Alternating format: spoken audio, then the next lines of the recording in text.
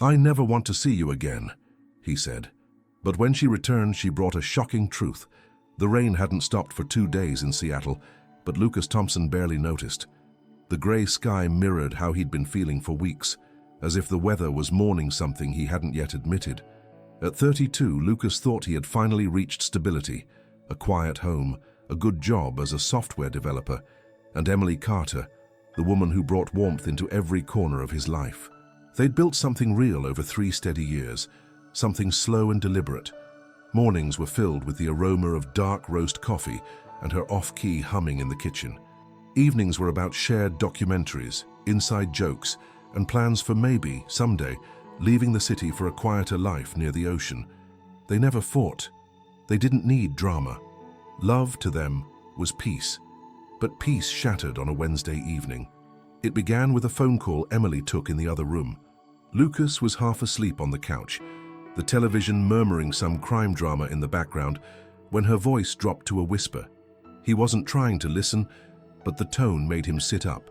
Something wasn't right. She never whispered on the phone. He caught only fragments. Her words were low, fast, and deliberate. "No, I told you I'd handle it. Tonight, yes. I understand." When she returned, her face was pale, and her hands trembled slightly. She moved through the apartment with purpose, not meeting his eyes, not saying a word. She went straight into the bedroom and started pulling clothes from the closet, folding them quickly into her travel bag. Lucas followed, stunned. "What are you doing?" She didn't answer. Her silence wasn't angry. It was distant, like someone else had stepped into her body. He repeated the question, his voice rising with panic. "Emily, talk to me." Still no answer, only the mechanical movements of packing. Her favorite blue sweater, the sketchbook he gave her last Christmas, the wool scarf she used to wear when it snowed, all disappearing into the suitcase like she had rehearsed this moment. "Emily, please, just tell me what's going on." At the foot of the bed, she paused, finally meeting his gaze. Her eyes were red, rimmed with guilt, but her lips stayed sealed. "You're not even going to explain?" Nothing. Lucas felt something break inside him. He took a step forward, voice cracking, not with anger, but with the raw desperation of someone blindsided. "You're just leaving? After everything?" Still, she said nothing. As she zipped the suitcase shut, a flash of defiance crossed her face. Or was it pain? Lucas couldn't tell. All he knew was that the woman who had been his world was slipping away from him, wordlessly. She reached for the door, her hand on the knob. Then came his final plea, his last broken attempt to make sense of what was happening. "I never want to see you again." He didn't mean it. The words tasted like acid as they left his mouth, but they came from the deepest wound he'd ever felt, and he thought they might stop her, shock her, make her turn around and speak. But she didn't. Emily opened the door, stepped into the rain, and was gone. No explanations, no goodbye kiss, no final, "I'm sorry," just silence. Lucas stood in the doorway for what felt like hours, his bare feet numb against the hardwood floor, the storm outside echoing the storm inside him. He waited for her to come back, for the sound of the elevator, a knock, anything. But all that came was the rain. That night, he didn't sleep. He lay on the side of the bed where her scent still lingered, clutching the last pillow she had used. The apartment, once filled with warmth, now felt like a museum of a life that had been dismantled in under an hour. Her mug still on the counter, a lone sock beneath the couch, her half-finished painting leaning against the living room wall, untouched. In the days that followed, Lucas went through the motions. Shower, code, eat, try to breathe. He told no one what happened. How could he? There was no story to tell, no closure to offer. People would ask why she left, and he'd have no answer. Because she didn't give one. He wanted to hate her. Tried to some days. He played the last moment over and over in his mind. Her silence. The way she avoided looking at him until the very end. The way she walked away as if she'd already grieved whatever they had. But underneath the hurt was confusion. A gnawing, endless loop of questions. Why didn't she fight for them? Why the sudden goodbye after everything? And why did it feel like she wanted to say something but couldn't? 1 week passed. Then 2. Each day felt longer than the last. He deleted her number, blocked her on every platform. It wasn't out of spite, it was survival. If she had something to say, she would have. That's what he told himself. But even as he tried to move on, Lucas couldn't shake the sense that her departure wasn't what it seemed. That the phone call, the hurried packing, the trembling hands, none of it fit the woman he knew. He had shared 3 years of his life with her. He knew how she looked when she lied. And this wasn't it. Something was off, deeply off. Still, without proof, all he had was silence and an ache that refused to leave. So he did the only thing he could. He buried himself in work, let the nights stretch long and numb, pretended the rain was just weather, not the echo of her leaving. And as August faded into September, he began to accept a cruel truth. He might never know why she left, at least not yet. Lucas Thompson had always been methodical. As a developer, he thrived on logic, on things that made sense when broken down into lines of code. But nothing about the past month followed logic. Emily's disappearance wasn't a bug he could trace or a problem he could debug. It was a void, an open bracket never closed. In the weeks since she vanished, life had collapsed into a predictable routine meant to mask the chaos inside him. Wake, code, eat something tasteless, work until his eyes burned, sleep if possible, then repeat. His apartment, once a vibrant space with her laughter bouncing off the walls, had become a quiet, sterile box. He kept the lights dim, as if brightness might illuminate how hollow it all felt now. Every drawer held some fragment of her, every scent carried her ghost. But Lucas, stubborn and wounded, resisted the urge to chase shadows. It was a Thursday when the letter arrived. He didn't notice it at first. It had fallen between a utility bill and a coupon flyer in the mailbox. No return address, no stamp. Just his name written in handwriting he hadn't seen since the day she walked out. His pulse quickened before he even opened it. The envelope was thin, the kind used for quick notes or reminders, not confessions or goodbyes. He held it in his hands for a full minute, staring at it like it might combust. Then, carefully, he peeled it open. Inside, one line. "I never meant to hurt you. I had no choice." That was all, no name, no explanation. Just those 10 words penned in the same handwriting he once watched curve across love notes and grocery lists. Lucas sat down at the kitchen table, the letter trembling between his fingers. 1,000 possibilities thundered through his mind, each one more impossible than the last. She had no choice. What did that mean? Had someone forced her to leave? Was she in danger? Had he misjudged everything? He read the sentence again. Again. It didn't sound like guilt. It sounded like regret. A controlled kind of heartbreak, like someone who had to sever a limb to survive and was still bleeding internally from the decision. But what could make Emily, a woman who once cried over a broken teacup, walk out without a word and disappear for weeks? The questions returned, sharper than before. Was she protecting him? Was there someone else involved? Or something else? Lucas needed answers.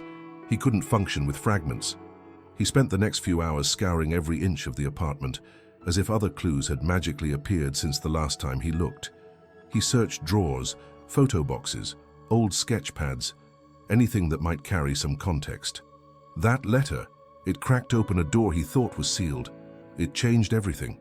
It wasn't closure. It was a warning that the story wasn't over. He didn't sleep that night.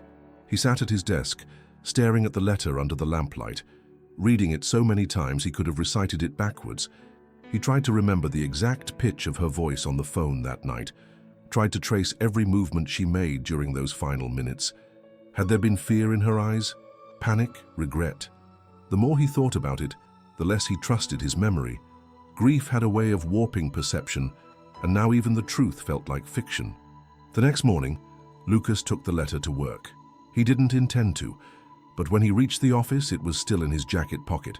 He stared at it during meetings, zoning out as his teammates discussed updates and deadlines. He answered questions automatically, typed code by muscle memory, all while the words echoed in his mind like a broken chorus. I had no choice. He thought about hiring a private investigator, even looked up a few names, but something stopped him. Maybe pride, maybe fear, or maybe it was the nagging hope that she would tell him herself. Instead, he went back to the place it began, their favorite bookstore. Not because he expected her to be there, but because he needed a place where she still felt real. It was late evening, the sky fading into indigo when he stepped through the doors. The smell of old pages and roasted coffee hit him like a memory. They used to spend hours here, her flipping through art books, him buried in technical manuals. He wandered to the art section and ran his fingers along the spines. No one stared. No one recognized the weight he carried. And yet, in that moment, something shifted. On the bottom shelf, wedged between two oversized design books, was a sketchbook. Not one of Emily's, but the exact same brand she used. It wasn't hers. He knew that. But it still made his heart race. He pulled it out, opened the cover. Blank, of course. Still, he bought it, carried it home like a relic. That night, he placed the letter inside it as if binding it would keep the pain contained.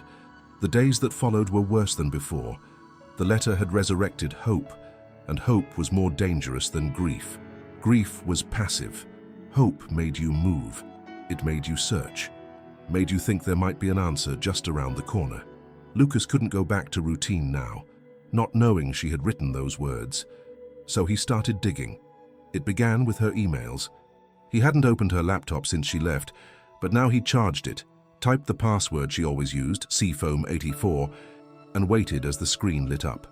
Nothing strange at first. Most messages were work-related or about her students. But then he found a series of drafts never sent. Messages to someone named Briggs, Dr. Nolan Briggs. The name didn't ring any bells. He opened the drafts. They weren't long, mostly check-ins. Here are the updated symptoms. Side effects worse today. Will it interfere with school? Lucas's blood ran cold. Why was Emily corresponding with a doctor she'd never mentioned? And why were none of these emails sent? A quick search revealed that Dr. Nolan Briggs was a specialist in autoimmune disorders. He ran a private facility focused on rare disease research, based in Portland. Emily had never said a word about health problems. She was active, vibrant, strong. But the emails told another story, one she'd hidden carefully. Lucas leaned back in his chair, the full weight of realization pressing down on him. What if she didn't leave because of him? What if she left because something was happening to her? Suddenly, the letter made sense, or at least a version of sense. I had no choice. Maybe it wasn't a betrayal. Maybe it was a sacrifice. And for the first time in weeks, Lucas felt something close to clarity. She didn't walk away to hurt him. She walked away to hide something she thought would hurt him more. Lucas couldn't remember the last time he had slept through the night. Since Emily disappeared, sleep had become a fragile negotiation between exhaustion and unresolved questions. Now, with the name Dr. Nolan Briggs echoing in his thoughts, even those fragile hours were stripped away. The email drafts he found on Emily's old laptop were brief but revealing. They lacked emotion, filled instead with clinical updates and questions about side effects. She had been in contact with this doctor long enough to trust him with intimate details of her health, and yet she had never mentioned him to Lucas. Not once in 3 years. That silence wasn't accidental. It was deliberate. And if there was one thing Lucas understood now, it was that Emily had been carrying a secret too heavy for both of them.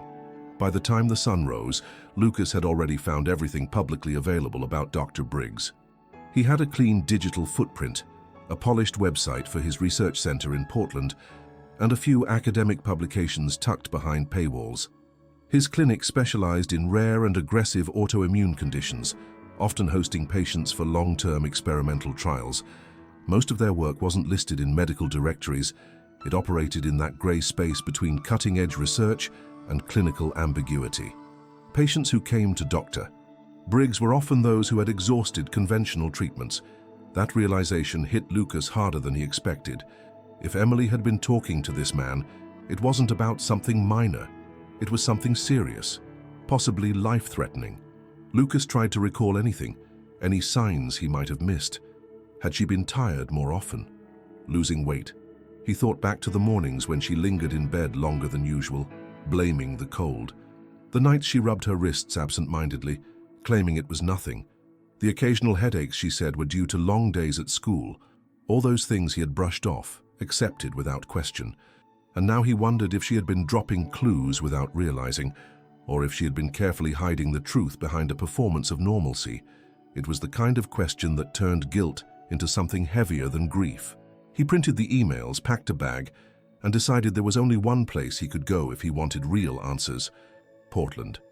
The idea of confronting a stranger about Emily's medical history felt invasive, but Lucas had moved beyond etiquette. Whatever she was hiding, it had fractured both their lives. He had a right to understand why. The drive to Portland was long, a blur of green trees and grey skies. Lucas barely registered the scenery. His mind was consumed by imagined scenarios, each one worse than the last. A terminal illness, an irreversible condition, a decision made under the weight of fear. He tried to brace himself for whatever truth waited at the end of the road, but nothing could prepare him. When he finally arrived at the facility, he was surprised by how ordinary it looked. No grand entrance, no sterile hospital facade. Just a modest building with frosted glass windows and a discreet sign that read, Briggs Institute for Immunological Research. Inside, everything smelled of antiseptic and quiet. The receptionist greeted him with a polite but practiced smile. "I'm looking for Dr. Nolan Briggs," Lucas said, his voice steady despite the storm behind his ribs. "Do you have an appointment?" "No, but I believe he treated someone close to me. Emily Carter." The receptionist's expression shifted slightly, not with recognition, but with the tightening of a line she had likely rehearsed many times. "I'm sorry, but we can't disclose any patient information." "I'm not asking for details," Lucas said quickly.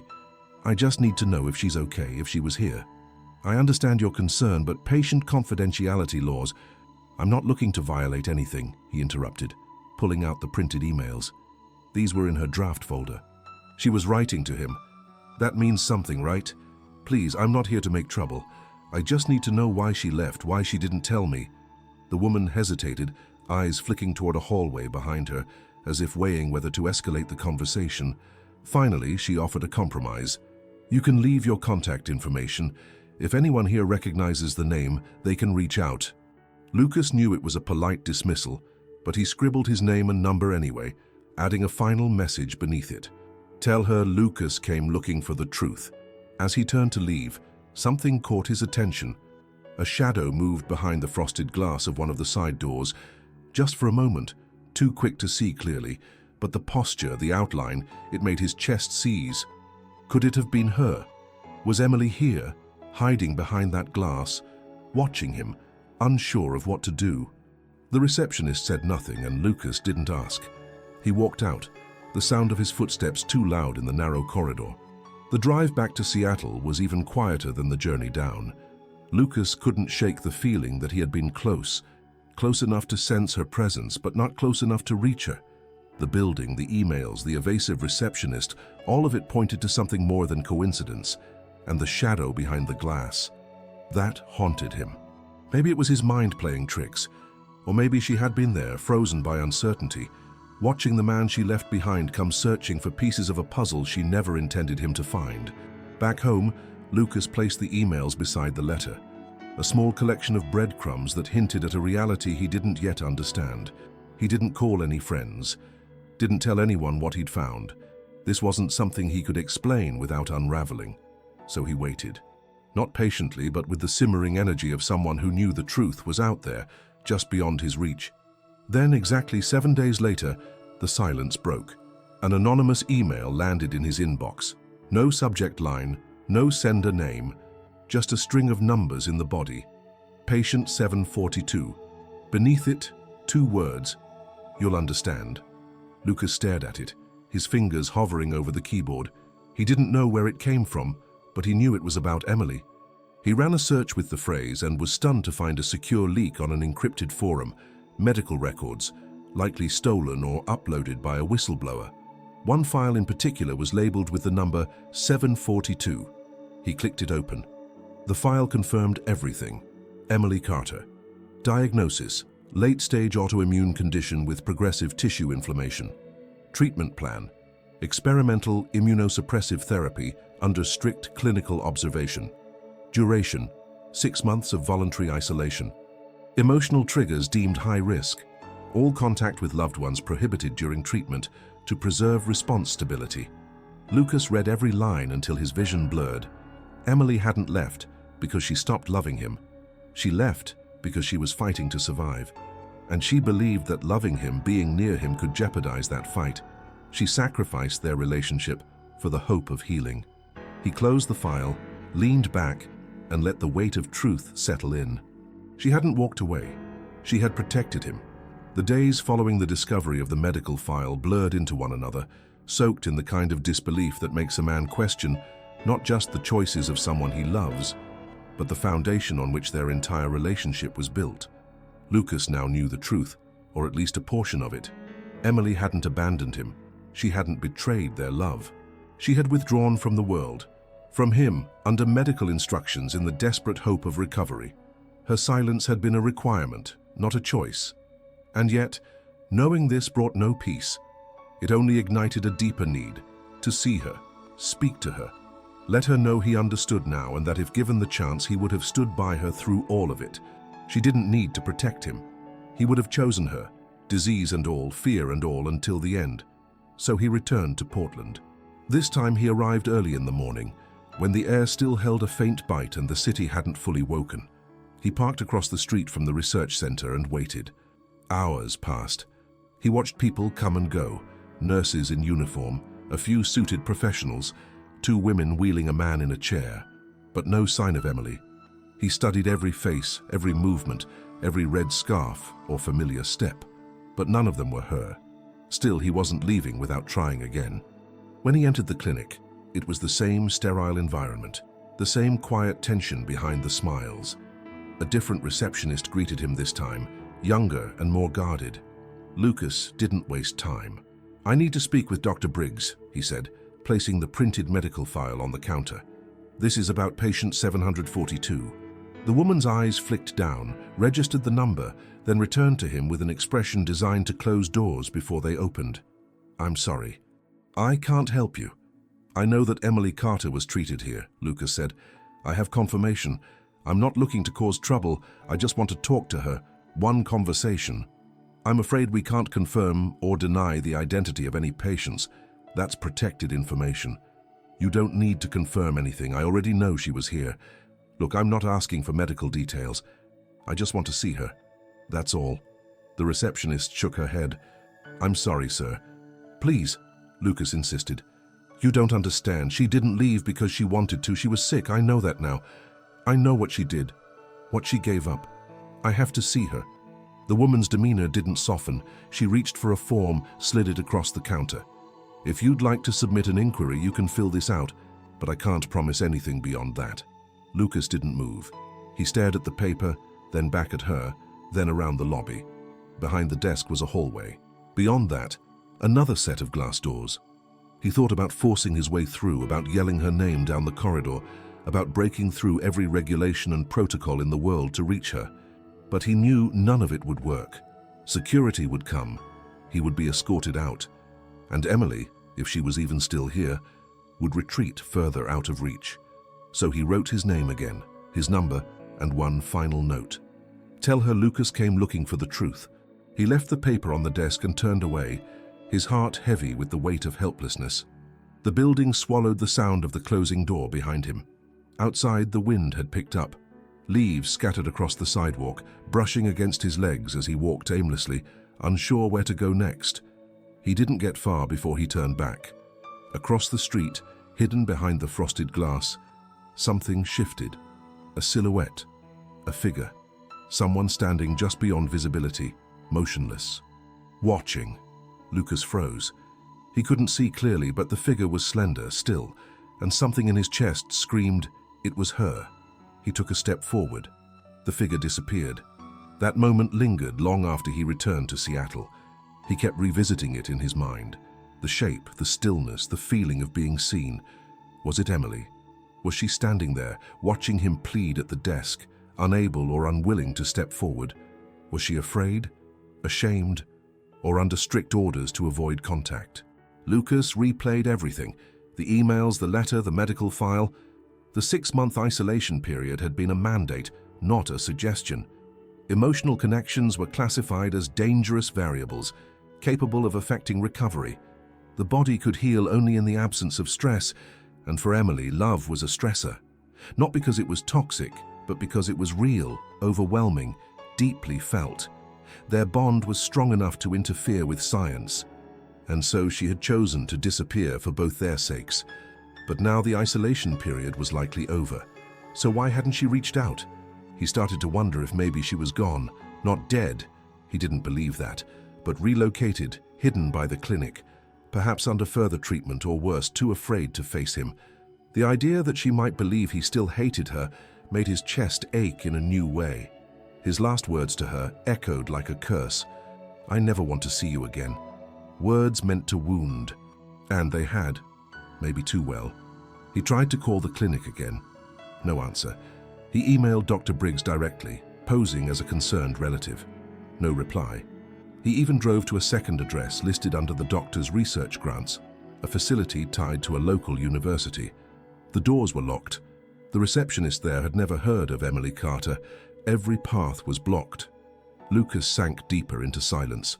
Not depression, he wasn't numb, but something colder, sharper. A sense of being inches from something vital and unable to reach it. He went back to work, back to coding, back to the empty apartment. But everything had changed. The silence now felt purposeful, orchestrated. Emily wasn't just gone, she was being kept away. For her safety or his, he didn't know. But someone had decided their story had to end. He disagreed. Late one night, while reading the leaked patient file again, Lucas noticed a small tag at the bottom, a reference to Facility B remote extension. He hadn't seen it before. A separate building, perhaps, a location not on the main website. He searched everything, maps, directories, tax records. Eventually, he found a single line in a grant application linking Dr. Briggs to an auxiliary care home on the outskirts of the city. It was listed under a different name, Horizon Wellness Retreat. Lucas stared at the address. He had one more door to knock on, and this time he would not leave until it opened. The morning Lucas found the Horizon Wellness Retreat, the sky was still heavy with mist, blanketing the edge of Portland in a silence that felt more like secrecy than calm. He sat in his car, engine idling, parked just outside the entrance to a facility that barely looked operational. It didn't match the polished image of Dr. Briggs's institute. The paint on the sign was chipped, the path to the main building worn down with time and rain. There were no doctors in white coats, no bustling patients or receptionists. It looked more like a forgotten rehabilitation center than a cutting-edge medical retreat. But the address was correct, pulled from that obscure footnote in the grant application. It was the only physical trace linking Emily to a possible second stage of treatment, and Lucas wasn't going to ignore it. He stepped out of the car with the same cautious determination that had driven him across cities, through bureaucracies, and against silence itself. The main entrance was unlocked. Inside, the air was still and smelled faintly of antiseptic and old wood. The lighting was low, and the halls were quiet except for the faint humming of fluorescent bulbs overhead. He moved through the space slowly, unsure if he was trespassing or expected. There was no front desk, no immediate sign of staff, just a corridor leading deeper into the building and a few closed doors with no nameplates. He had only taken a few steps when a nurse emerged from one of the rooms. She wasn't startled to see him, more curious, as if she had been half expecting someone to arrive unannounced. "Can I help you?" she asked, her voice low but not unkind. Lucas nodded, holding her gaze. "I'm looking for someone. Her name is Emily Carter. I believe she might have been transferred here from the Briggs Institute." The nurse studied him for a moment, then motioned for him to follow. She didn't ask questions, she didn't ask for ID. She simply turned and walked down the hallway, her shoes making soft contact with the tile floor. Lucas's heartbeat thundered in his ears as they passed closed doors, until finally, she stopped outside a small office and gestured for him to wait. She disappeared inside. Through the frosted glass, he could see another figure, a man in a lab coat. Words were exchanged, then the nurse returned. "He'll speak with you," she said simply, and opened the door. Dr. Nolan Briggs was younger than Lucas expected, maybe in his mid-40s, with short grey hair and the calm, analytical demeanor of someone used to delivering bad news in measured tones. He gestured toward a chair, and Lucas sat down without speaking. "I understand you've been searching for Emily Carter," Dr. Briggs began, "and I imagine that journey hasn't been easy." Lucas leaned forward. "I don't want to make trouble. I just need to know the truth. I found her patient file. I know about the disease. I know about the isolation. What I don't know is why she hasn't contacted me, or where she is now." Dr. Briggs nodded slowly, folding his hands together. "Emily was enrolled in one of our most restrictive experimental programs. As you've discovered, part of the protocol was complete emotional detachment from prior relationships to minimize stress and variables that could compromise the treatment." Lucas's jaw tightened. She thought staying was more dangerous than disappearing. She was right, the doctor said plainly. Her condition was deteriorating rapidly. Stress could have triggered irreversible complications. She had to choose between survival and connection. And now? Dr. Briggs paused. "The treatment ended nearly 2 months ago. Physically, Emily responded well, better than we expected. The inflammation markers decreased, her system stabilized, but recovery isn't just physical. Emotionally, she's still in the process." "So she's here," Lucas said quietly, more a statement than a question. The doctor didn't confirm or deny it. Instead, he pulled open a drawer and placed a folder on the table between them. The name on the tab was clear: Emily Carter. Lucas's fingers curled against his knee, resisting the urge to snatch it open. "I'm not allowed to show you this," Dr. Briggs said, sliding the file forward, "but you've come far enough, and you deserve to know." Inside were pages of medical charts, treatment logs, progress reports. Terms Lucas barely understood filled the margins: cytokine levels, biologic response modifiers, neurological observations. But what stood out were the handwritten notes. Dozens of them, each one initialed by Emily. They weren't clinical observations. They were reflections, personal, painful. "Day 17, one read. Dreamed of Lucas again. Woke up crying. Told myself it's just the medicine. Day 32, another said. I almost broke today. I wanted to hear his voice more than I wanted to breathe. I didn't call. That has to count for something." Lucas felt something collapse inside his chest. "She thought about me the whole time," he whispered. Dr. Briggs nodded. She never stopped. But when it was over, she was afraid. Not just of rejection, but of breaking what she had protected. For her, returning to you meant confronting everything she sacrificed. That's not easy. Lucas swallowed hard. "Can I see her?" "Not yet," Dr. Briggs said gently. "She's not ready. She's still under observation here. Not for the disease, but for her mind. We have therapists working with her. She's improving, slowly, but she asked not to be contacted. She needs to come to that moment on her own." Lucas stared down at the folder, at the handwriting he recognized even in pain. "She left to protect me, and now she's protecting herself from me." "I know that's difficult to accept," the doctor said, "but you've already given her something no one else could have. Your persistence.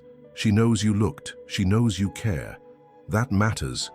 Lucas stood slowly, the ache in his limbs heavier than any fatigue.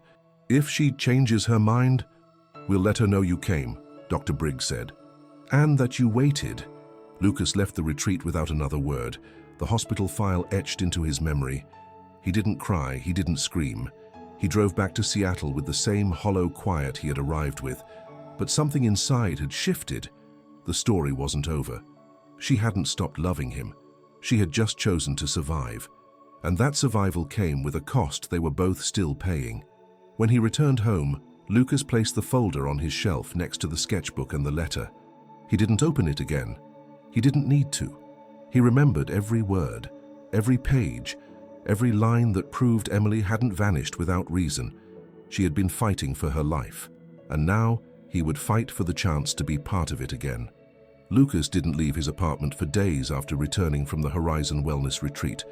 He sat in silence most of the time, as if trying to absorb the weight of everything he had uncovered. Emily's absence had never been about rejection. It had never been a question of love ending. It was a choice she had made to preserve her own life, a sacrifice that required her to sever every connection, especially the one that mattered most. She hadn't left him. She had left everything, including herself. And yet, even with that knowledge, Lucas couldn't escape the echo of her disappearance. He knew the facts now. He had read her reflections. He had seen her words, each one written in her familiar hand, raw with pain. But knowing why she left didn't erase the agony of her silence. It deepened it. She had endured it all alone, believing it was necessary, believing that their love couldn't survive the strain of truth. He began to imagine her days inside that retreat, waking up in a room without windows, monitored constantly, emotions scrutinized, hope managed by medication. Lucas pictured her sketching quietly in the margins of a journal, holding back tears with every line she drew. He saw her lying awake at night, longing to call, to hear his voice, to feel his presence, but forcing herself to stay silent. All because a protocol required it. All because a group of doctors believed that isolation offered a better chance at recovery than intimacy ever could. And maybe they were right, because the final note in her file indicated stabilization, remission, tentative but real. The treatment had worked. The brutal clinical detachment had preserved her life, at least physically. But what had it done to her soul? What had it broken that might never fully mend? Lucas carried those questions like new bones inside him.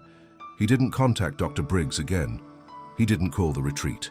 He didn't attempt to force a reunion that wasn't ready. Instead, he did the only thing that made sense.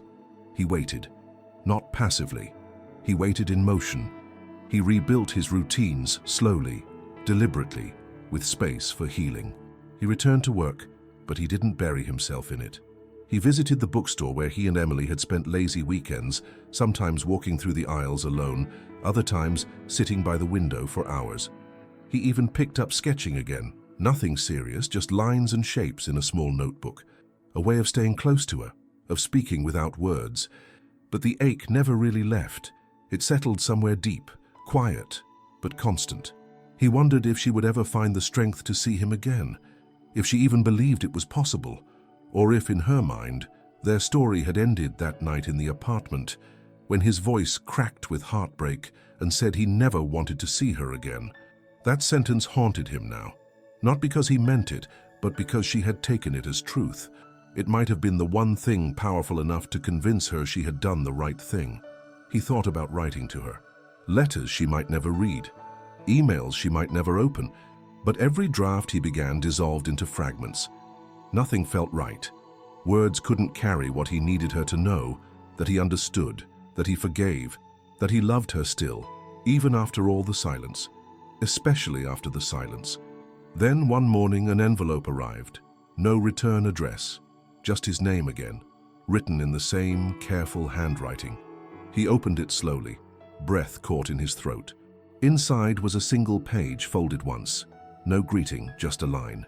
"You were right, I should have told you, but I didn't know how to let you stay and still survive." Lucas closed his eyes, the sentence cutting sharper than anything in her medical file. This wasn't a clinical report. This was her voice, unfiltered, trembling on the page, a confession wrapped in regret. She was trying, maybe not ready to see him, but ready to let pieces of herself reach out again. Days later, another letter arrived, then another, each one revealing more. She told him about the first symptoms, the denial, the fear of being seen as fragile, how she didn't want to become someone he pitied, how the treatment offered hope, but only at the price of distance, how walking away had felt like choosing between life and love, and how for a long time she wasn't sure which one she needed more. She described the retreat, the white walls, the relentless quiet, the way she whispered his name into the dark, just to remember the sound. She apologized over and over, not for leaving, but for not trusting him with the truth, for not believing he was strong enough to stay. Lucas read every letter with reverence. He didn't respond at first. He wanted her to keep going. He wanted her to say everything she had held inside. He could feel her inching closer with each page, peeling away the layers of guilt and fear that had trapped her in silence. These were the words she couldn't say before, and now they flowed like a river breaking through a dam. Then came the final letter. It was longer, more deliberate. It included a journal page, photocopied from her retreat notebook. It showed a drawing, Lucas's face sketched from memory. Beneath it, one sentence: "I drew you every day so I wouldn't forget how to find my way back." Lucas stared at it for hours. She had never really left. She had hidden herself away, not because she stopped loving him, but because she feared that love couldn't survive what she was about to endure. And now, piece by piece, she was making her way back. Not because someone told her to, not because the doctors gave permission, but because she finally believed he was still waiting, and he was, always had been, not out of obligation, not out of loneliness, but because the love he felt for Emily had never been conditional. It had never depended on health or proximity. It had been real from the start. Now he just had to be ready when the knock came, when her hand finally reached for the doorknob instead of the pen, because their story wasn't over. It was just beginning again. Lucas could no longer bear the weight of stillness. The letters from Emily had ignited something in him that couldn't be ignored, an ache not just to read her words, but to see her, to hear her voice for real, to witness her presence rather than only imagining it through ink and memory. The quiet comfort of receiving her letters had slowly become its own kind of torment. They filled the gaps in the narrative, but left the present empty. They revealed her soul, but denied him her face. Lucas didn't want to live in the past anymore. He didn't want to exist in a space where love could only be exchanged in monologues. He needed her in the room, breathing, smiling, alive. He reread the final letter, particularly the line beneath the sketch, until it became a mantra. I drew you every day so I wouldn't forget how to find my way back. That was not a farewell. That was a map, a signal, proof that somewhere in her healing she had begun to imagine the possibility of returning. And so, Lucas decided to go looking. Not to chase, but to clear the path ahead of her. He started by reaching out to mutual friends, people who hadn't heard from Emily in over a year. Most expressed shock that she had resurfaced at all, though he spared them the medical details. That wasn't his story to tell. He asked carefully, watching for any flicker of recognition, any clue that someone knew more than they were letting on. But there was nothing solid. A few thought she might have gone abroad. One believed she had moved to a mountain town in Colorado. Another remembered a cryptic Instagram post from over a year ago, a photo of a snowy forest with no caption, no tags. Lucas searched for that image, found it, and reverse searched the location. It was taken just outside Denver. The city became his next destination. He booked a flight without telling anyone. It felt impulsive, but also necessary. He wasn't chasing a ghost. He was following evidence, however faint. On the plane, he replayed everything Emily had written. Her letters had grown in strength over time. The earlier ones trembled with guilt and sorrow. The later ones held hints of resilience. She had said she wasn't ready. But people change. Healing changes people. Maybe she had taken that next step already. Maybe she was somewhere nearby, rebuilding her life, waiting for the right moment to reach out. Lucas wasn't going to wait anymore. He had waited long enough. When he landed in Denver, the air felt different. Not just in temperature, but in tone. The city felt wide open, full of possibility and memory all at once. He visited hospitals and wellness centers, asked quiet questions, left notes. He showed her photo to nurses and receptionists, described her with careful detail. Most shook their heads. Some said they'd keep an eye out. But it wasn't until the third day, at a small private clinic specializing in post-treatment care, that something shifted. A nurse, young and tired-looking, paused when Lucas showed her Emily's picture. She looked at it a second too long. Then she handed it back, almost too quickly. "I'm sorry," she said. "I don't recognize her." But something in her voice betrayed her. Lucas pressed gently. "If you do see her, can you just tell her Lucas came all the way here? That he's not angry? That he just wants to talk?" The nurse hesitated again, then nodded. It wasn't a promise, but it wasn't a rejection either. He left the clinic with a flutter of new hope and a business card with a handwritten number on the back. The nurse's name was Claire. 2 days later, Lucas sat at the Denver airport, his bag beside him, a return flight already scheduled. He felt exhausted, not from travel, but from the effort of hope. He hadn't found Emily, hadn't even come close. He had followed every thread he could find, and they had all unraveled before he reached the end. He began to question whether this was all a mistake, whether Emily needed space, not a search party, whether he was forcing something she wasn't yet ready to give. He watched travelers pass, each one a blur of motion, and he felt stuck. The same way he had felt that night when she walked out of their apartment, when everything inside him screamed for her to stay. and all he could manage to say was the cruelest thing he'd ever spoken. As the sun began to lower behind the airport glass, he noticed a woman walking through the crowd. She wore a red scarf wrapped loosely around her neck, the same kind Emily used to wear in winter. Lucas stood up too quickly, his breath caught. The walk, the height, even the tilt of her head, they all seemed right. He stepped forward, heart racing, calling out her name. She turned. It wasn't her. The disappointment cut deep, not because he had expected to find her at the airport, but because for that split second, everything inside him believed he had. That kind of hope was dangerous. It made reality hit harder. He sat down again, gripping the armrest of the chair, unsure whether he should board the flight or stay another day. Maybe he was clinging to a fantasy. Maybe Emily wasn't meant to be found. Not yet. Maybe she was waiting for something else, something only she would recognize. Then his phone buzzed. Unknown number. He opened the message. One word. Tomorrow. That was all. Lucas stared at the screen, blinking as if trying to decipher a code. Tomorrow.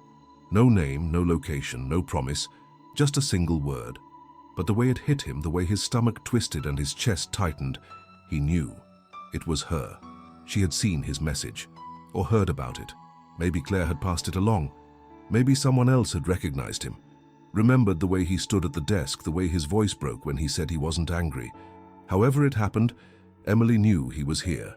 And now, finally, after months of silence and distance, she was answering. Not with a full reunion, not with a location, just a signal. Tomorrow. Lucas didn't know where to go. He didn't know if he should check into a hotel, or wait at the airport, or wander the city. He only knew one thing. He would not be leaving Denver. Not until she arrived. Not until tomorrow came and whatever it brought with it unfolded in real time. Because sometimes one word is enough. Sometimes one word is a door. Lucas didn't sleep that night, not even a moment. After receiving the one-word message, tomorrow, his mind refused to quiet down. He paced the small hotel room he had checked into after deciding not to board his flight back to Seattle, heart beating with anticipation that hovered just this side of dread. The word had no punctuation, no clue as to what hour or where she might appear. Just tomorrow. Yet it held more certainty than anything he had felt in months. Emily had responded. After all the unanswered questions, the silence, the retreat into isolation and shadow, she had offered him a time, not a place, not a plan, just a horizon. And Lucas clung to that word like oxygen. At dawn, he was already dressed, standing at the window as the sky shifted from black to blue. He imagined her waking up somewhere in the city, perhaps just as restless, perhaps still deciding whether she would follow through on the message she had sent. Maybe she had typed the word on impulse, afraid of what would happen if she waited another day. Or maybe she had planned this moment for weeks, each step calculated, leading to their reunion. Lucas didn't care. All that mattered was that she had cracked the door open, and now he would wait for her on the other side. He returned to the airport that morning, not because he believed she would meet him there, but because it was the last place he had seen the possibility of her. The red scarf, the almost her figure, the mistake that wasn't a mistake at all because it had led to the message. Lucas didn't believe in fate, but he did believe in patterns, in the way some moments repeat until we pay attention. So he sat at the same gate, at the same row of chairs near the glass wall overlooking the runways, and he watched. Hours passed. People came and went. A family of 4 rushed past, dragging overstuffed luggage. A businessman took loud calls until boarding. A couple in their 60s held hands and spoke quietly in a language Lucas couldn't place. Life moved around him, indifferent.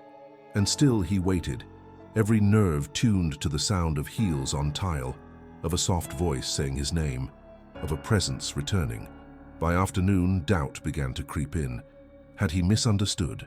Had tomorrow been a goodbye in disguise, a poetic way of ending what they had shared without facing him? He tried to dismiss the thought, tried to remind himself of her letters, the sketch, the way her words had grown steadier with each page. She was finding her way back, slowly. But that final step, walking toward him, might still feel too impossible. He ordered coffee and sat near the cafe window, his phone in his hand, checking it every few minutes even though it hadn't buzzed again. No new message, no update.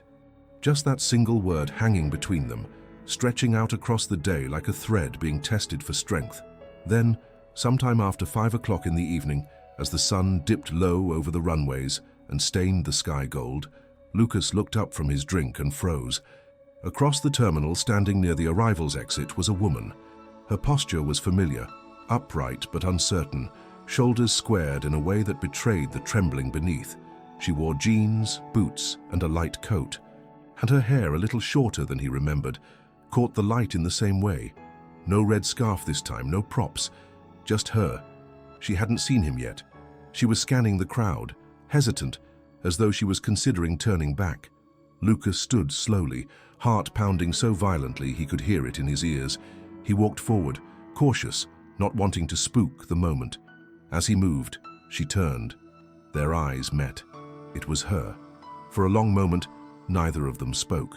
The world fell away. The airport noise fading to silence, the crowd blurring into irrelevance. Lucas took another step. Her eyes filled instantly with tears, but she didn't look away. Her lips parted as if to speak, but the words didn't come. "Emily," he said, voice low but steady. She nodded, just once. A silent confirmation that she was real, that she had come, that she had chosen this moment despite every reason not to. He stopped a few feet in front of her, afraid to get closer without permission. His voice cracked. "I didn't think you'd actually come." Her answer was a whisper. "I almost didn't." He nodded slowly. "But you did." "I had to," she said, her voice still unsure. "I needed to see if you still—" Lucas waited, letting her find the words. "If you still saw me." "I never stopped," he said, "even when I tried." She looked down at her hands, then back up. "I'm not the same. I didn't come looking for the same." She took a trembling breath and her voice broke slightly. "I was so afraid that after everything, after how I left, you'd hate me." Lucas stepped closer, slowly reaching for her hand. She didn't pull away. "I wasn't angry," he said. "I was broken. There's a difference." Emily wiped at her cheek. "You looked for me, even when I disappeared. Why?"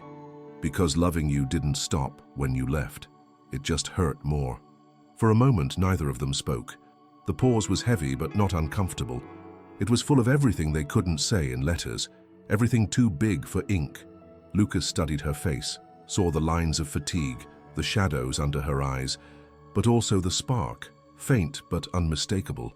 She had fought through something most people couldn't begin to imagine, and now, standing in front of him, she was still standing, still choosing. "I don't know what happens next," Emily said, her voice quiet. "I'm still figuring out who I am now. Who I want to be. I can't promise I'm ready." "You don't have to be," Lucas said. "We can figure it out together."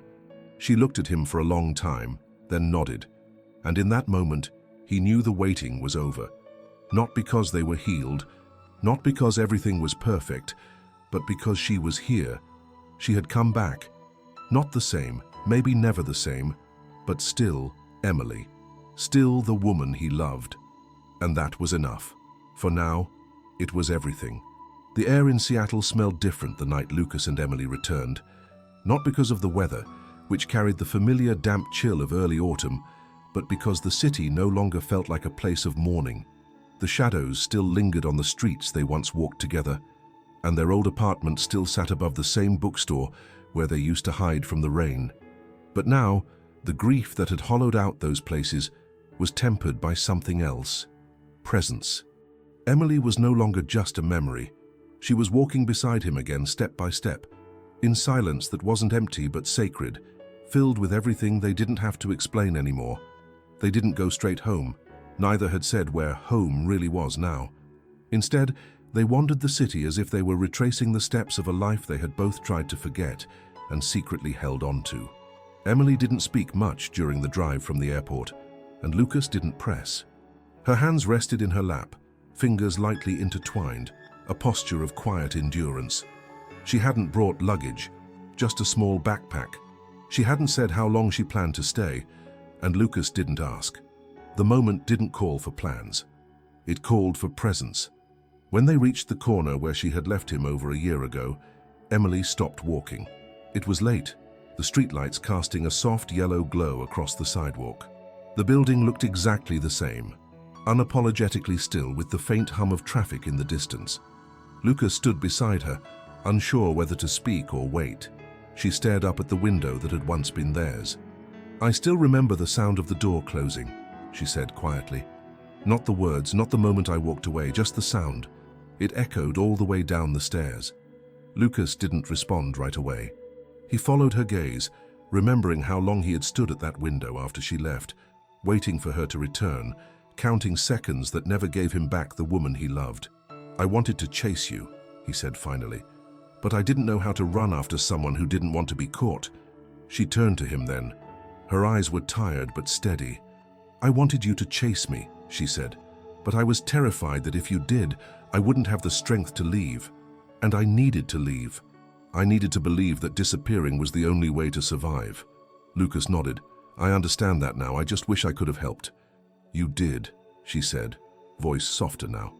"Every time I closed my eyes in that place, I saw your face. Every day I stayed silent was a day I remembered your voice. I thought about what it meant to choose life without the person who gave it meaning, and I hated myself for doing it. But I did it anyway." There was a long silence between them, but it didn't feel awkward. It felt like acknowledgement, the kind of silence that recognizes pain without trying to erase it. "Do you want to go inside?" Lucas asked. Emily looked back at the building, then shook her head gently. "Not yet. I'm not sure I'm ready for that." Lucas nodded, understanding. "We don't have to."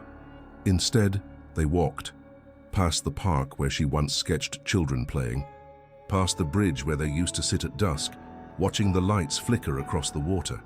The city hadn't changed much, but everything about them had. They were older now in ways that couldn't be measured in years, weathered by loss, sharpened by solitude, softened by survival.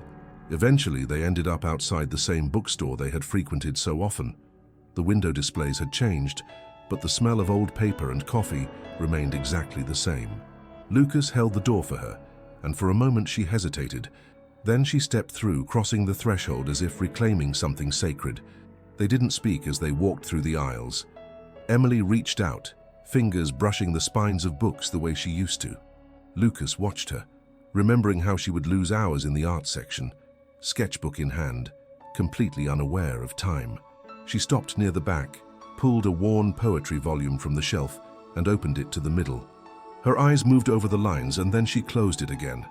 "This place kept me human," she said, "even when my body felt like it was turning against me. When I couldn't eat, when I couldn't sleep. I used to imagine sitting right here, pretending everything was normal." Lucas stepped closer. "You can sit here now." They found the same spot by the window. 2 armchairs, worn and familiar. They didn't talk, didn't need to. The silence between them had evolved, no longer a product of absence but of understanding. She leaned her head against the window, eyes watching the rain that had started to fall.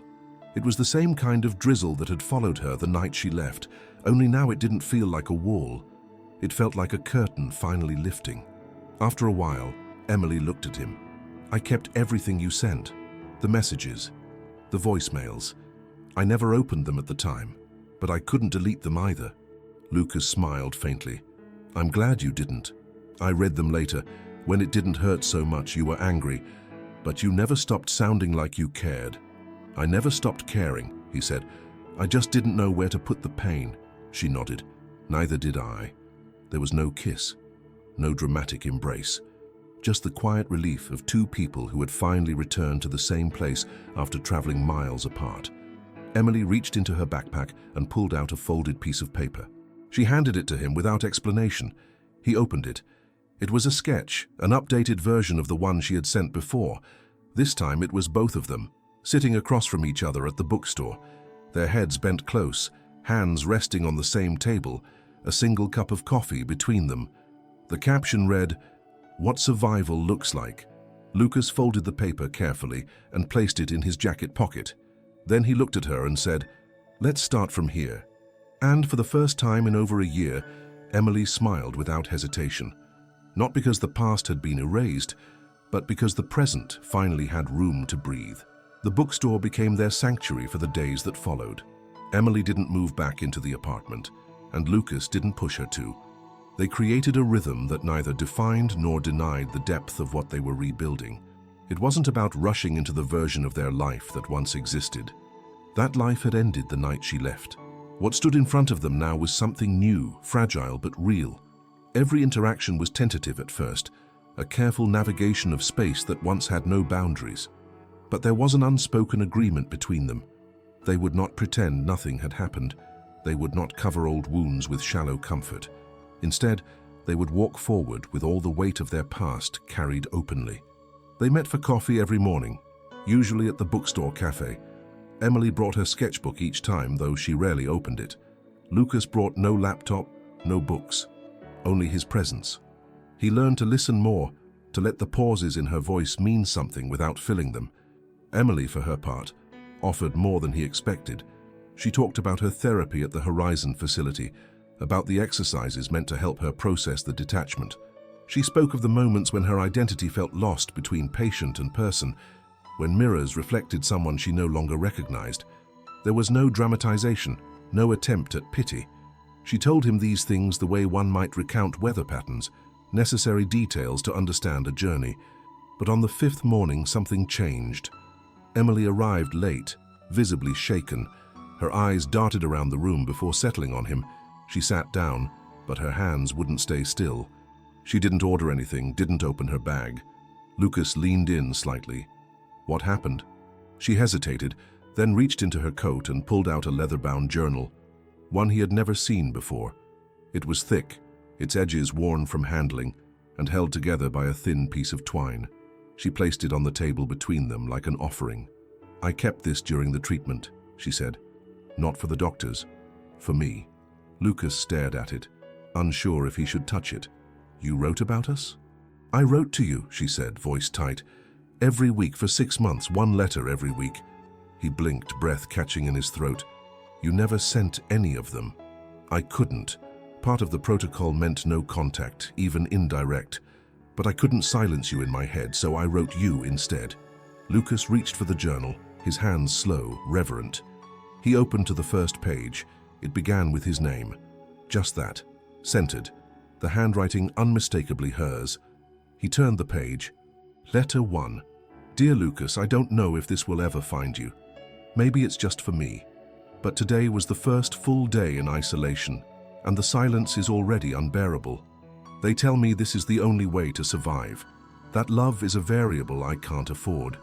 But they don't understand what love like ours costs, or what it gives. I'm afraid of the disease, of the treatment, but mostly of losing the version of myself that knows how to love you." He didn't read beyond that. Not yet. He closed the journal, his throat tight. "I want you to have it," she said. "But there's one more thing inside." At the back. Lucas turned to the final pages. Folded into the back cover was a sealed envelope. His name was written across it in blue ink. Not black like the rest of the journal. This was written recently. He glanced up at her, questioning silently. "I wrote it last week," she said, "after I saw you at the airport." Lucas broke the seal and pulled out a single page. "Lucas, if you're reading this, it means I found the courage to come back. Or maybe you found me. I don't know which version of this story is more true anymore. But I owe you the one truth I couldn't say in any of the other letters.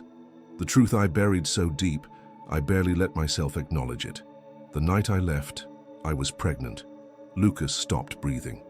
Emily looked away, hands clenched in her lap. "I lost it," she said, before he could ask. 2 weeks into the treatment. They think the drugs were too aggressive, or maybe the stress was too much. I didn't even know I was pregnant when I signed the consent forms. I found out the morning I left, and I never told anyone. Not the doctors, not even in the journal, until now. Lucas sat frozen. His heart thudded in his chest, each beat like a drum inside his ribs. "I couldn't bear the thought of you knowing," she said. "I didn't want that to be your final memory of me, of us. I thought if I told you, it would anchor you to something that was already gone. And I was already drowning. I didn't want to pull you under with me." Lucas closed his eyes, tears slipping down his cheeks before he could stop them. Not because of the revelation, not only because of the child they never met, but because of the loneliness she had endured with that knowledge. She had buried it alone, grieving in silence, choosing to protect him while bleeding from a wound he hadn't even known to look for. "I'm so sorry," she whispered, "for all of it, for keeping it from you, for thinking I had to." He reached across the table and took her hand, gripping it tightly. "You didn't have to carry that alone," he said. "Not then. Not now." She nodded, barely able to look at him. For a long time they just sat there, hand in hand, surrounded by the hum of quiet conversations and the smell of old books. The world went on around them, unaware of the gravity shifting at that small table. There was nothing to fix, no solution to offer. Only the truth, finally spoken, and the love that remained after it. Lucas didn't open the journal again that day. He didn't need to. The letters would wait.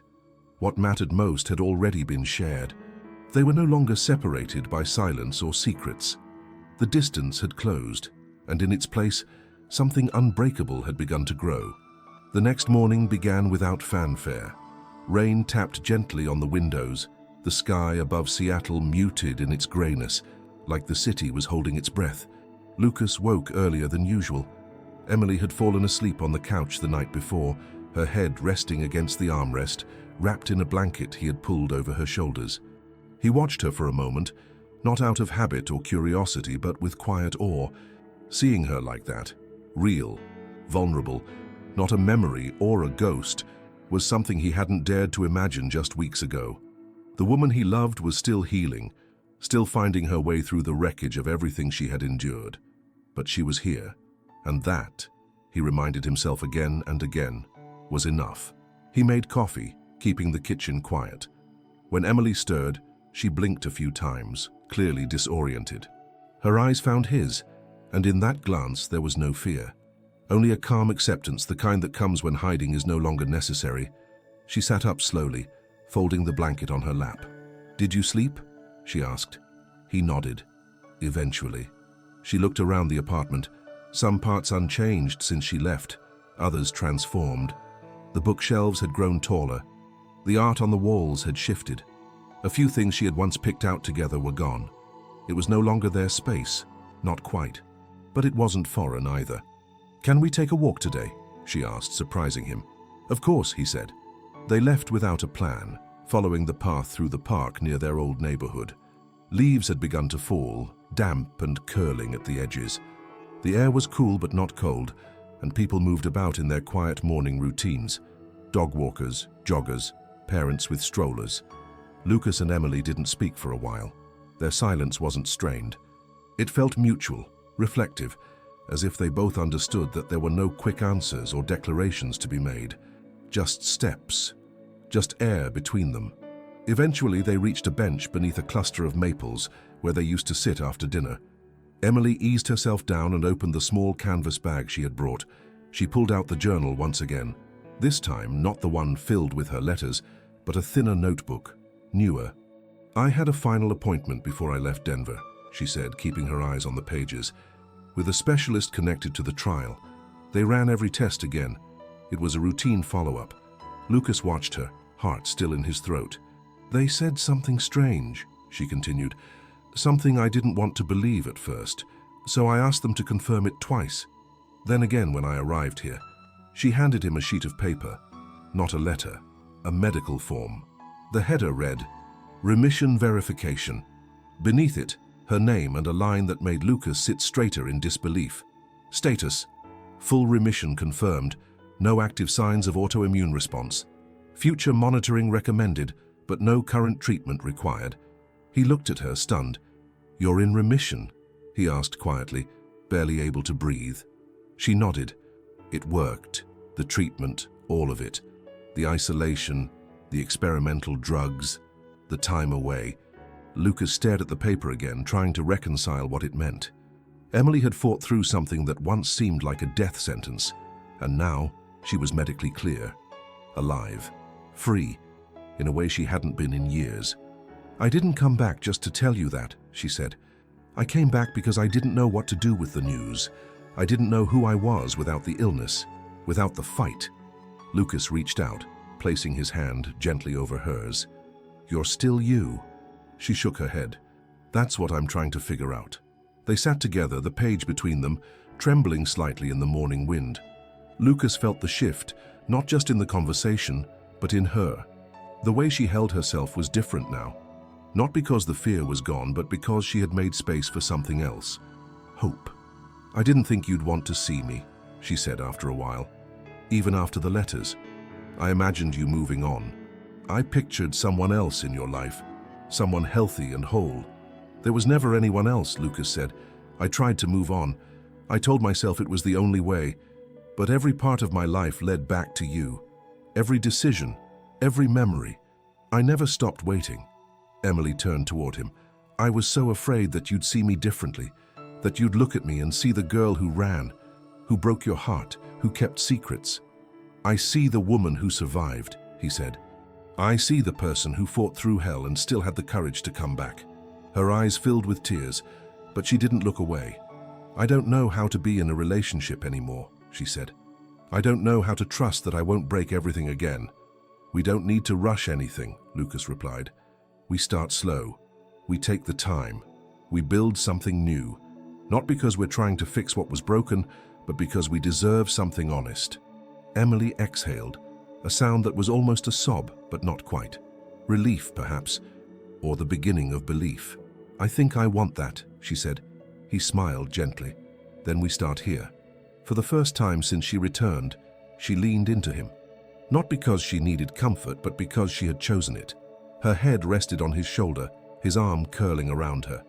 The bench beneath them, the trees above, the city humming in the background, it all felt like part of a second chance they never expected, but somehow found their way to.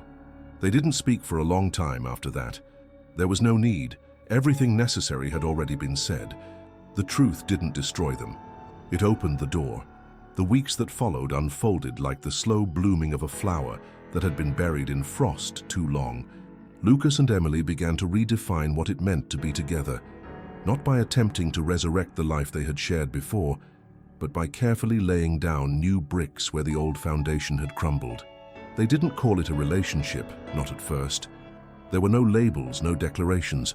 What existed between them now was something gentler, more deliberate, an understanding that healing demanded space, patience, and honesty, especially honesty with oneself. They started small. Daily walks became a quiet ritual. Sometimes they talked, sometimes they didn't. Lucas noticed how Emily listened more now, not just to him, but to the world. She paused to notice things she might have once rushed past. A bird's song, the scent of wet leaves, the way light spilled through trees.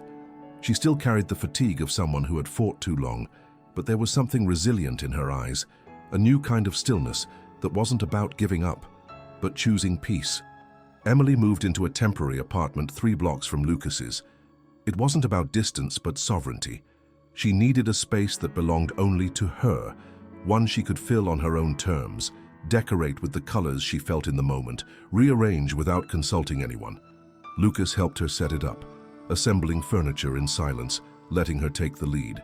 She picked pale green for the walls, a soft rug, a small bookshelf where she placed the sketchbooks she'd brought back from Denver, still unopened. They talked about therapy. Emily continued hers and encouraged Lucas to find his own counselor, someone he could speak to without editing. He agreed, not because she asked, but because he knew he needed it. There were still echoes of pain in him, guilt over the words he had said the night she left, grief for the child they had lost, questions about who they had become apart. He didn't want to bring that weight into whatever they were building now. It had to be different. One afternoon, Emily brought her art supplies to the park. It was the first time since her return that she'd tried to paint outside. She didn't say much as she spread the materials on the picnic table. Lucas sat nearby, reading, but watching her more than the pages in his hands. She hesitated at first, fingers hovering over the brush, then dipped it into water and began. It was slow, uncertain work.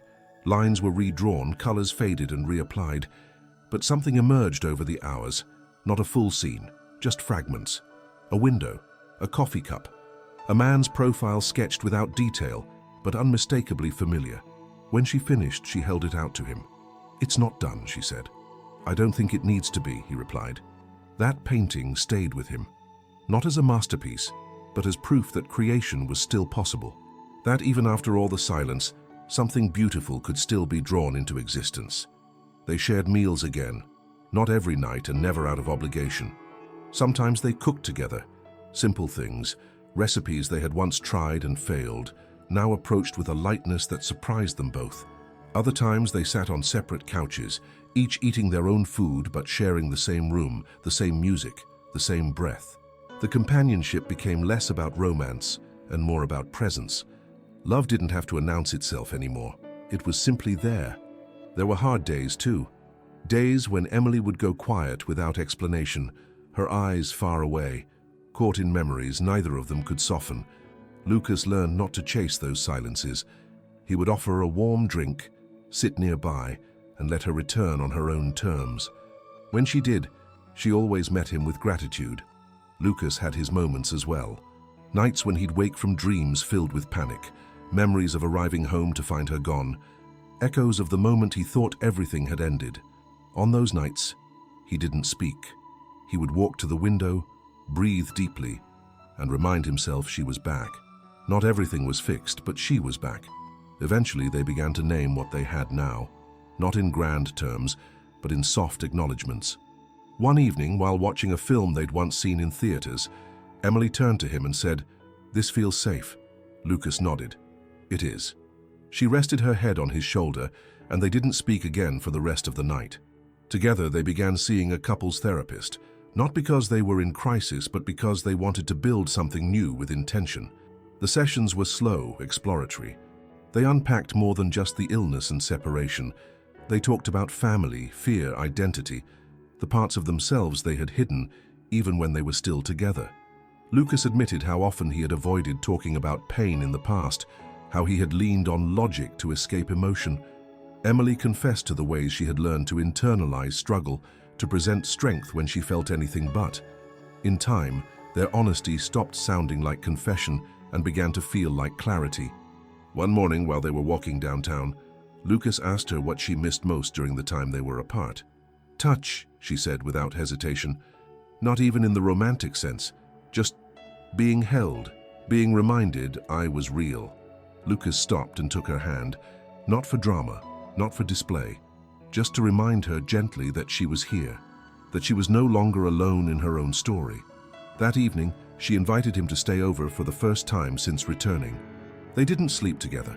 They lay beside each other, warm and close, fully clothed, breathing in sync, as if rehearsing how to be whole together again. No fear, no pressure, just proximity, and the quiet knowledge that trust, once fractured, was being reforged. And in the weeks that followed, something remarkable happened. They began to laugh again.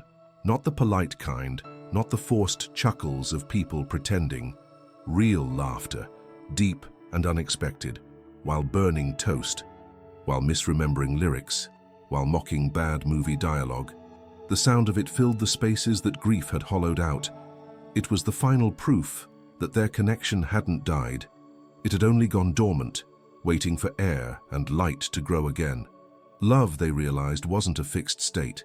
It was a practice, and they were choosing to practice it again, deliberately, quietly, honestly. From the ashes, something better was rising. Something not perfect, but true. A full year had passed since the day Lucas received the first letter, the one that had arrived with no return address and a single line of handwriting that changed the course of everything. In the time between that cryptic message and now, entire lives had been dismantled and rebuilt. The pain had not disappeared. The scars hadn't faded completely, but neither of them lived inside that grief anymore. They had emerged from the wreckage not unbroken, but resilient. And for the first time in a long time, the future was not something to be feared or avoided. It was something they looked forward to, together. The art gallery in Seattle's Capitol Hill neighborhood was modest in size, but elegant in layout. Polished concrete floors, whitewashed brick walls, high ceilings with exposed beams, simple but intentional. That evening, a quiet buzz filled the space as guests moved from painting to painting, murmuring compliments, pausing for wine and soft music from a cello in the corner. Near the center of the room stood the largest piece, mounted on its own wall, bathed in warm light. It was the one everyone seemed to linger at the longest. Titled Never Again, the painting defied easy categorization. It wasn't abstract, but it wasn't strictly figurative either. Layers of color and form blended with precision, creating a sense of both chaos and symmetry. At the core of the piece were two figures, seated across from each other at a table, their hands not quite touching but reaching. Around them swirled shapes that resembled memory. A broken cup, a hospital bed, a window with rain against it, a scarf, a closed door, an open sketchbook. Lucas stood beside Emily as guests passed by, commenting softly. Some recognized her from the artist bio near the entrance. Others only saw a woman with steady eyes and a calm presence. She greeted each one with gratitude, always drawing the conversation back to the painting, letting the work speak more than she did. But Lucas knew what wasn't visible to the public. The weight behind every brushstroke, the truth buried in every line of that canvas. As the evening wound down, a woman in her 60s approached the painting and stood silently for several minutes. Then she turned to Emily. "This one," she said, pointing toward the two central figures. "It feels like a promise." Emily smiled. "It is." The woman nodded, then walked away. Lucas stepped closer, his voice low so only Emily could hear. "Do you remember the day you showed me your first sketch after coming back? I remember not being able to finish it," she said. "You finished this." She looked at the painting. "Not because I had the ending figured out, but because I finally stopped trying to control it." Lucas nodded. And that made space for what was real. They moved away from the painting as the last few guests began to trickle out. The gallery owner shook Emily's hand and thanked her again, promising to feature her in a future showcase. As they stepped out into the cool night air, Lucas took her hand, interlacing their fingers with ease. They walked without urgency, letting the quiet of the street wrap around them. "Where to now?" he asked, not meaning the next physical stop, but everything that came after. Emily paused, her breath visible in the cold air. "I want to keep painting, but I don't want to make art from pain anymore. I want to paint joy. I want to create from a place that's not about survival, but living." Lucas smiled. "You already are." "And you?" she asked. "I want to write again," he said. "Not code. Not specs, real writing. About things that matter, maybe even about us." Emily squeezed his hand. "If you do, just promise you'll tell the whole truth." "I will," he said, "all of it." They stopped at the edge of a small park, the same one where they had walked during her first weeks back in Seattle. A breeze moved through the trees, carrying with it the scent of the season shifting. Lucas looked at her, really looked at her, and saw not the woman who had left, not the patient who had fought her way back, but the person she had become. Strong not in spite of what she had endured, but because of how she had chosen to return from it. "I used to think love was about holding on," he said, "but maybe it's about letting go of the versions of each other we've outgrown." Emily nodded. "And meeting each other again and again, every time. The past would never disappear. They wouldn't pretend otherwise. It would always be there in the edges of their conversations, in the choices they made, in the quiet moments when the ghosts came back briefly to visit. But now, those ghosts didn't haunt them.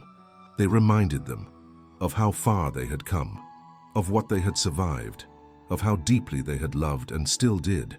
In the days that followed, they didn't announce anything. No social media posts, no grand declarations.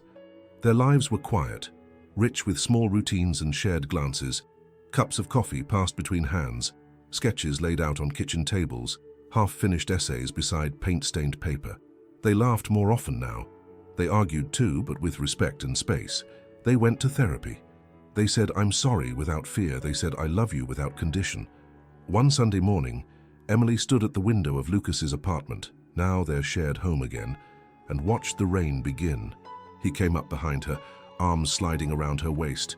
She leaned back into him, their bodies fitting together in a way that no longer surprised either of them. "Same rain," she said. "Knew us," he replied. And that was the truth. Love had left. Love had returned. But it wasn't the same love. It was fuller now, bruised but wiser, rooted in truth, watered by loss, and shaped by everything they'd almost lost. It didn't need to be perfect. It needed to be real. That night, as they lay in bed, she whispered, "I don't want to say goodbye again." "You won't have to," Lucas said. And they both knew he meant it. Because sometimes love survives only by leaving. But when it comes back, if it's met with grace, It doesn't return weaker. It comes back unbreakable.